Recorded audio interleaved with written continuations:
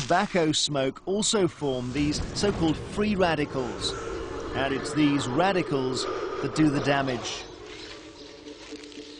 The good news is there's something that can stop the rot.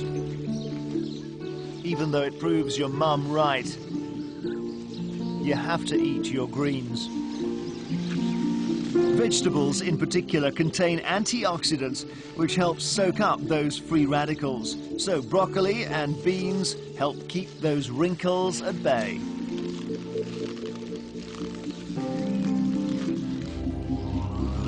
If you had thought that was the bad news, well, there's worse. The human body has a design flaw.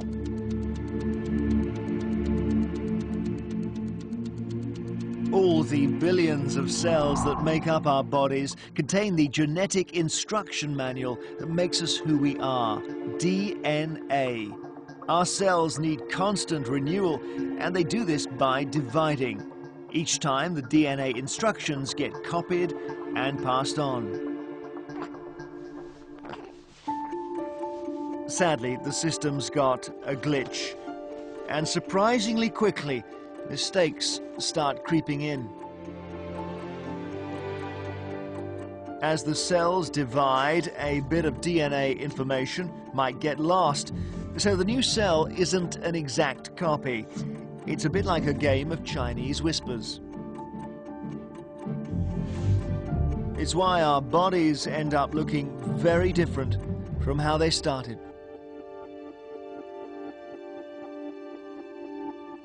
Aging seems to be a fact of life, so how on earth can we stay forever young?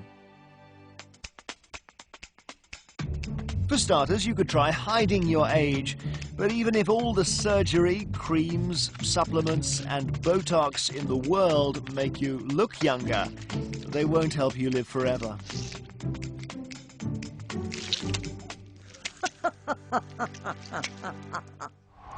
Still, we are pushing our lifetime as far as we can. Just a century ago, life expectancy in the West was around 40 years. But thanks to better diets and medical backup, a child born now can expect to live to a ripe old age of 80.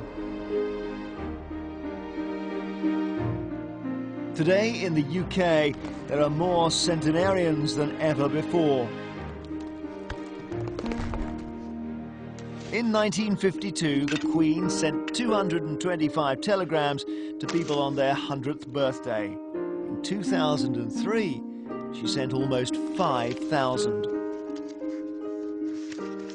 A limit. Well, we believe the oldest human ever lived to 122. So can we buy ourselves more time? Some scientists think we can. They've increased the life of one animal to the human equivalent of 500 years. Admittedly, it's only a worm, but it has genes that control aging. By fiddling with these genes, scientists have turned the worm on the right into a very ancient specimen indeed. Maybe with a similar genetic nip and tuck, we could one day cheat time and live much, much longer. But for now, perhaps the best way to buy more time is not with science, but by having fun.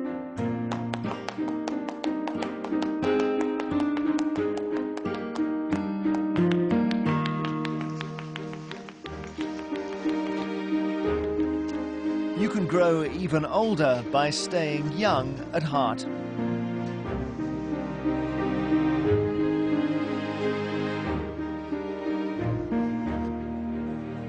A happy, optimistic person could dramatically extend their life by over 20 years.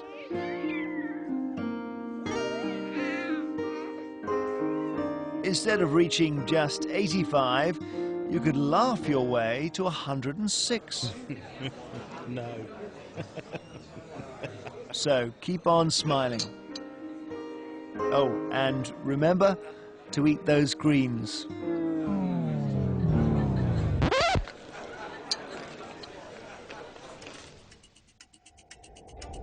Although our time eventually runs out, we're finding ways of pushing lifespans to the limit. Look after your body and it will look after you. Our brains can change how we experience time and avoid disaster. And with a little help from the sun, our body clocks keep ticking over nicely. So without even realizing, our bodies already master time. But we're not content with this. We expect more and more from the time we've got, which means everything else has to speed up.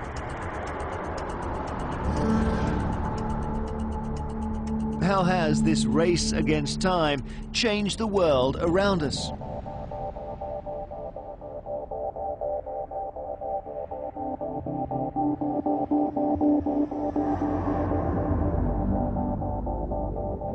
One of the biggest repercussions from doing things more quickly may have been triggered over 50,000 years ago. This was when man first set foot in Australia.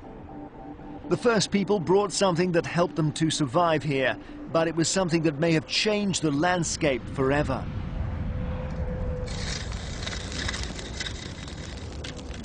Fire.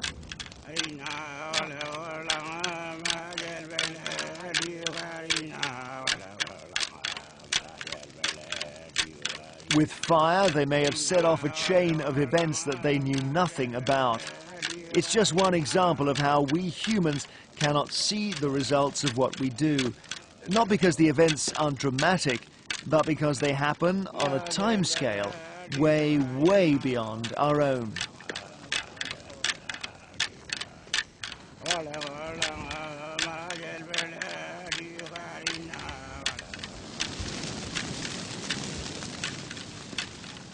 To see what happened in Australia, we first had to appreciate how fire transformed these people's lives. Fire is destructive, so why torch the very land they lived on?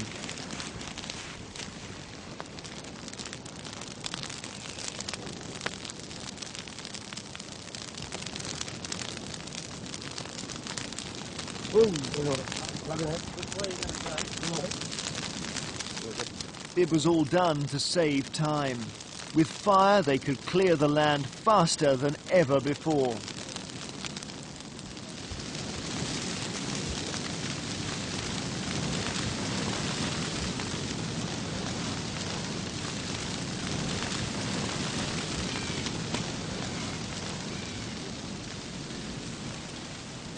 And despite appearances, the devastation was short-lived.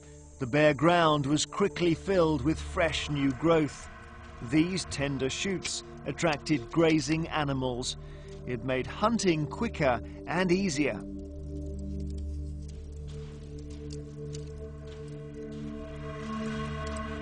Saving time is all part of the human drive to survive. But now there's a suggestion that these small-scale fires did more than just scorch a few plants.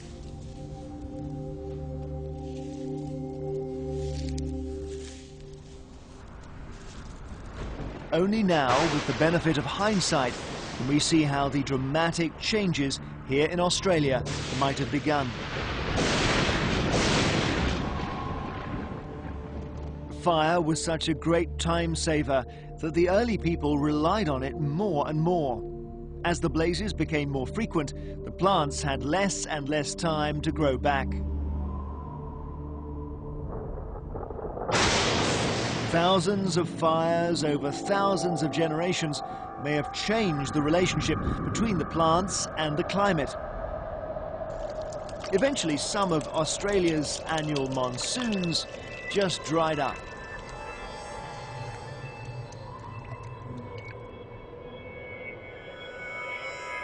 The skies cleared and the rivers ran dry.